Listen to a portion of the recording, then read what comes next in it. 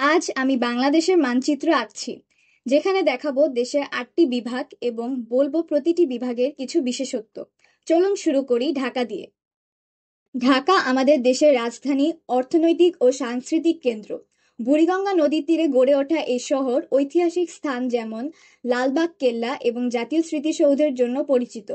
বিশ্বকবি রবীন্দ্রনাথ ঠাকুরের কুঠি বাড়িও এই বিভাগের মধ্যে পড়ে। এরপর চট্টগ্রাম, আমাদের বন্দর নগরী। কর্ণফুলী নদী আর পাহাড়ের মিশ্রণ চট্টগ্রামকে দিয়েছে অনন্য সৌন্দর্য। এখানে কক্সবাজারের সমুদ্র সৈকত ও বান্দরবানের পাহাড় পর্যটকদের আকর্ষণের কেন্দ্রবিন্দু। এই বিভাগের গর্বিত সন্তান ডক্টর মোহাম্মদ ইউনূস, যিনি শান্তিতে নোবেল পুরস্কার পেয়েছেন। এবার সিলেট, যেখানে চা বাগানের অপরূপ দৃশ্য মন কেড়ে নেয়। এখানে রয়েছে রাতারগুল সোয়াম্প ফরেস্ট আর জাফলং। হজরত শাহজালাল রহমতুল্লাহি এবং হজরত শাহ পরাণ রহমতুল্লাহি এর মাজার এই বিভাগের বিশেষ আকর্ষণ।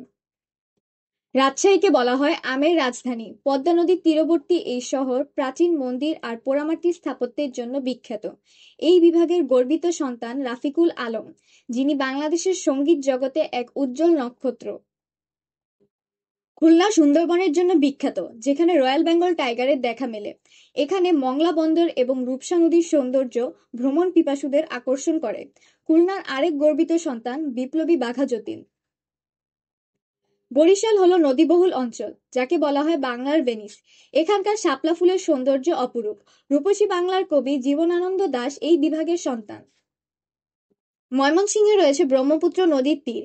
এখানকার জয়নুল আবেদীন সংগ্রহশালা দেশের চারুকলার একটি মাইলফলক। ময়মনসিংহ গীতিকার গান এখানকার লোক সংস্কৃতির বড় দিক। সবশেষে রংপুর, যা তেজগাঁর নীল চাষের বিদ্রোহের জন্য বিখ্যাত। এখানে রয়েছে তাজঘাট রাজবাড়ি এবং বেগম রোকেয়ার স্মৃতিসৌধ। বেগম রোকেয়া নারী শিক্ষা ও অধিকার প্রতিষ্ঠায় এক অগ্রদূত। তিনি নারী জাগরণের পথিকৃৎ হিসেবে কাজ করেছেন।